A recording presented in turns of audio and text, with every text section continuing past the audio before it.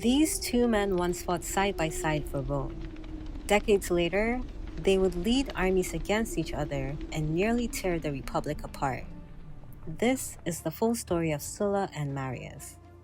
Gaius Marius came from nothing by Roman standards. Born in a small town outside Rome, he wasn't from the noble families that ran the city. Romans had a word for men like him: novus homo, a new man. Before he ever crossed paths with Sulla, Marius did something that would reshape Rome forever. Rome's army had always drawn from land-owning citizens, but Marius opened service to anyone, even the landless poor. It solved a manpower crisis, but it also meant soldiers now depended on their generals, not the state, for pay and land after service.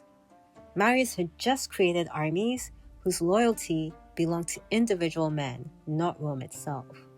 It's one of the most consequential decisions in Roman history, and it set the stage for everything that followed.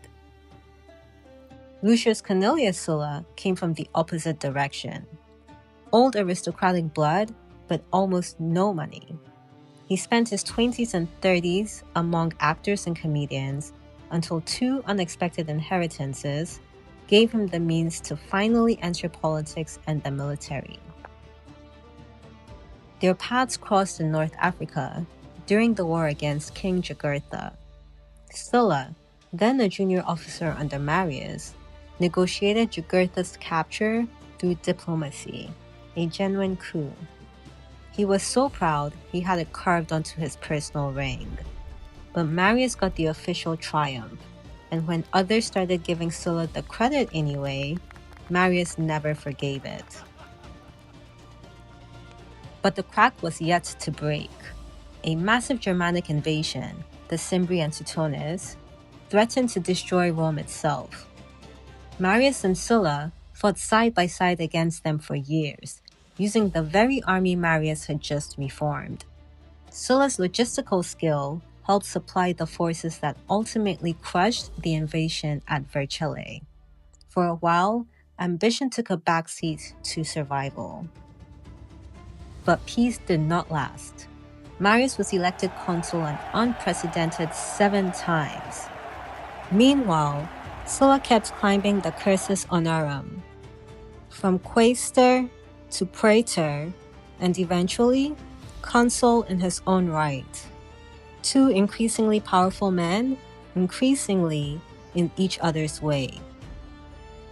In 88 BC, Sulla was consul and given command of a major war against King Mithridates in the east.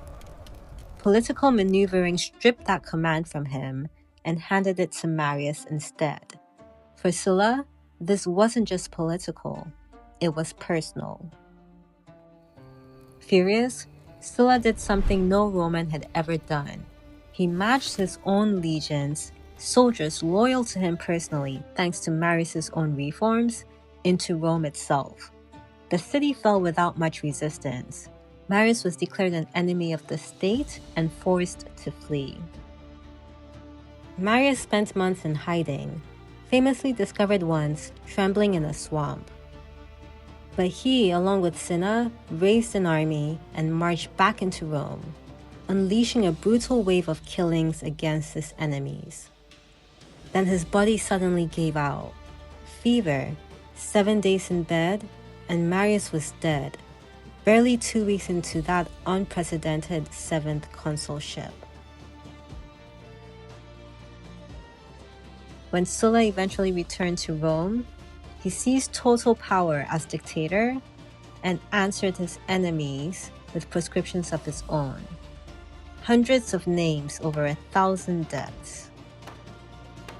Sulla and Marius set a precedent no one could undo, that Roman generals commanding armies loyal to them personally could turn those armies on Rome itself. Decades later, Julius Caesar and Pompey would follow the exact same playbook. The Republic never fully recovered. It's a reminder of the dangers in store once loyalty shifts from an institution to an individual. Want more details for any part of this story? Ask below or share your thoughts and follow for what's next.